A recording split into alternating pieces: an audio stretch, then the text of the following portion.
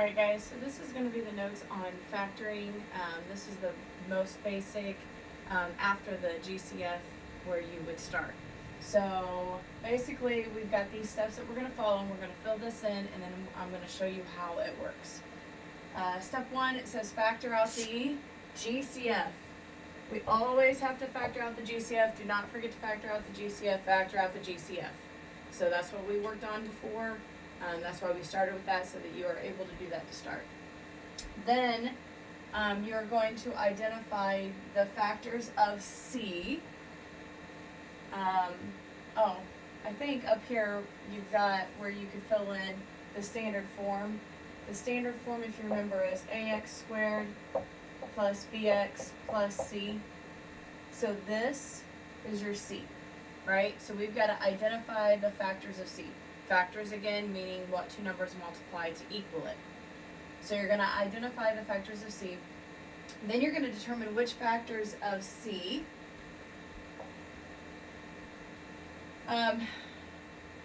would combine. And in this situation that we're talking about today, that means add.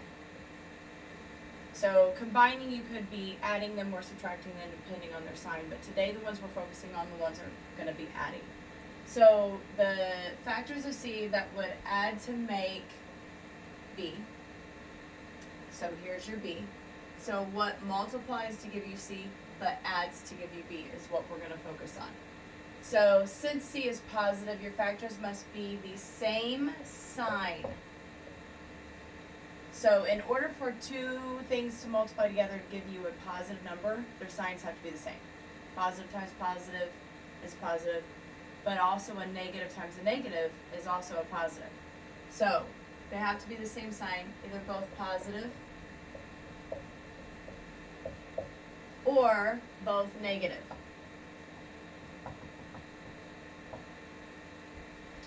It depends on the sign of B. So you would look at the sign of B. If B is positive, then they're both going to be positive. If B is negative, then they're both going to be negative. The next thing you're going to do is you're going to set up these things that look like this, right? With an X and an X. Because when you multiply these, remember when we would set up a table, we would multiply those? If you had an X here and an X here, this first box is going to be an X squared. And that's what we're going to end up trying to factor out. Something that has an X squared. So you set this up, and you just kind of set this up and leave it for right now until after you figure out what numbers multiply to give you C, and then combine or add to give you B. Once you know those numbers, they go in the rest of this. So it would be like plus, say, 2, plus 3. That's what your answer will end up looking like, something like that. So then it says check your work by multiplying your answer to see if you get the same thing you started with. So you would check your work by multiplying it through, just like we did with the GCF. Now this was a whole bunch of information. I wanted you to have this down so that you can reference it as you work through the problems. But I'm going to go ahead and start working through the problems.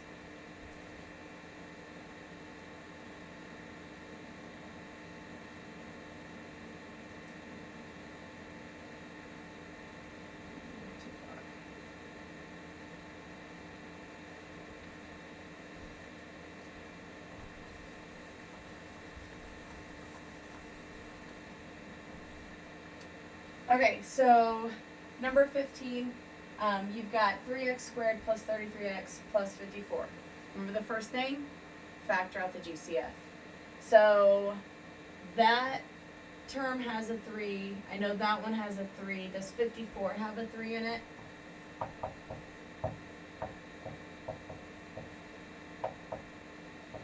It sure does.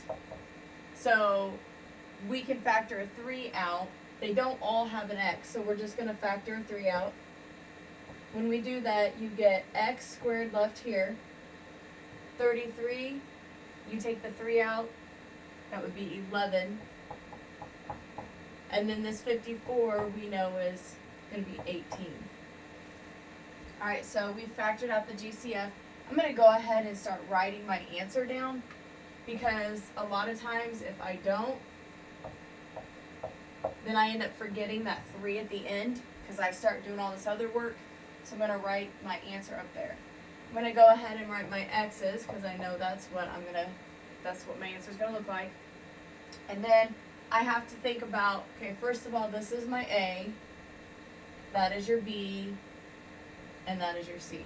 So your A is actually 1, which is what we're talking about today, when your A is 1. Your C is 18. So what multiplies to give you 18, but adds to give you 11? So let's think about the factors of 18. You've got 1 and 18, 2 and 9, 3 and 6. See how 2 plus 9 gives you 11. So 2 plus 9 gives you 11. That's what we're looking for. So we're going to put 2 and 9 right there. And since 11 is positive, they're both positive. Right there is my answer. We want to check it. We can check it. So I'm going to go over here and do some multiplication. Remember, we're going to multiply this first, and then we'll go through and distribute the 3. So we're going to do, to check our work, x plus 2, x plus 9. We've got x squared, 2x, 9x, and 18. So combine these. We've got x squared plus 11x plus 18. Look familiar? Yep. And then you would go through and distribute your 3 out.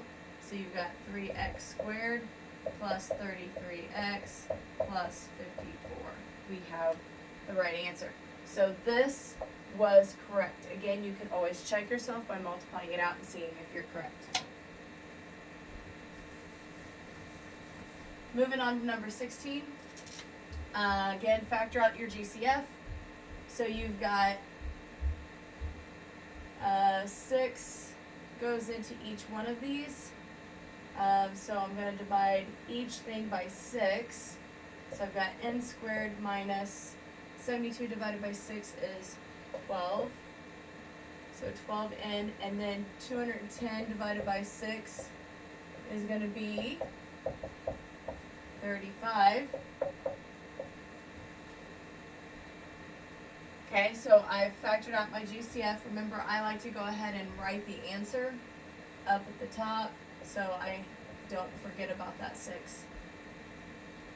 And then I'm going to factor this out. So I'm looking at C.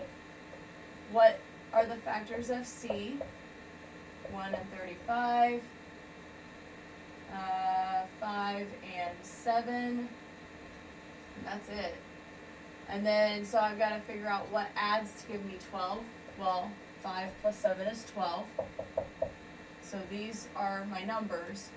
But the signs of them are going to be whatever B is. B is negative, so they must have both been a negative. Oops, this isn't going to be next, it's going to be N. And so I've got a negative 5 and a negative 7. Again, you can multiply it out and make sure, like check yourself, make sure that you were right. I'm going to go ahead and move on. Number 17. Number 17, you do not have a GCF. There's nothing that I can pull out in front, so I am just looking straight to C. So what are the factors of C? So you've got 1 and 50, 2 and 25, 5 and 10. We're looking for factors that are going to add to give me B, which is 15. So 5 and 10, they equal 15. So then right here are my numbers. I'm going to go ahead and write my answer in then. So I've got X, look to B is positive, so it's going to be plus 5, and X plus 10. Number 18, you're going to love these, because once you've been doing these for a while and you come to one like this, you're like, oh yes, I'm going to factor out a GCF, right? They both have a 2 in them, and they both have a K in them. So I'm going to factor out 2K. And when I do that, I took that 2 out, and I took one of those K's, so I'm left with AK. And then plus, I took that 2 out, and I took the K. Oh. So what am I left with? Do I just leave it like that? Or am I really dividing that 2K out? So 2K divided by 2K, any number divided by itself is 1. So I would put a 1 in its place. I can't factor that anymore. That's all I can do with that right there. That would be my answer. So I don't have to do all of this other stuff that I did on the others. That's why I said you're going to love those when you get them. Number 19, I'm going to look for GCF. I've got 4 actually goes into each one of those. So I'm going to pull 4 out in front. If you haven't noticed the pattern yet, our GCF, if there's a number in front of this first term, is that number. On these, it's not always going to be that way, but the ones that we're working on today. So 4, I've got, once I get rid of that 4, I've got n squared left. I take 4 out of here. 52 divided by 4 is 13. So 13n. 120 divided by 4 is 30. So again, because I've got a GCF, I'm going to go and start my answer.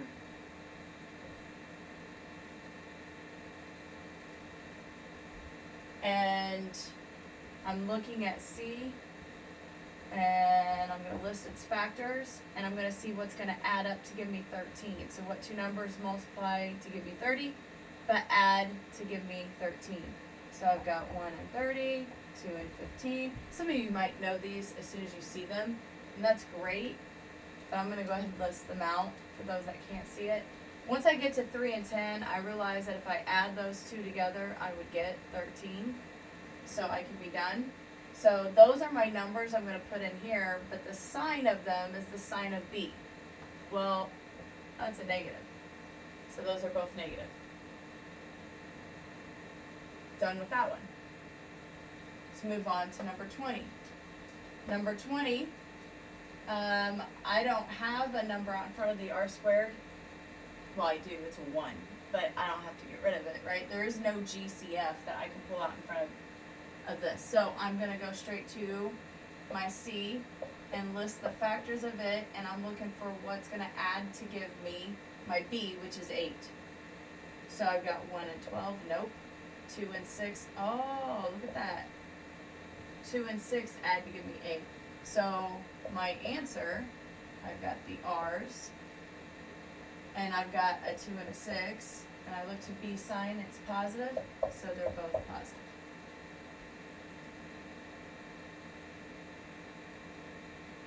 Now, number 21 and 22, I want you guys to do on your own at this point.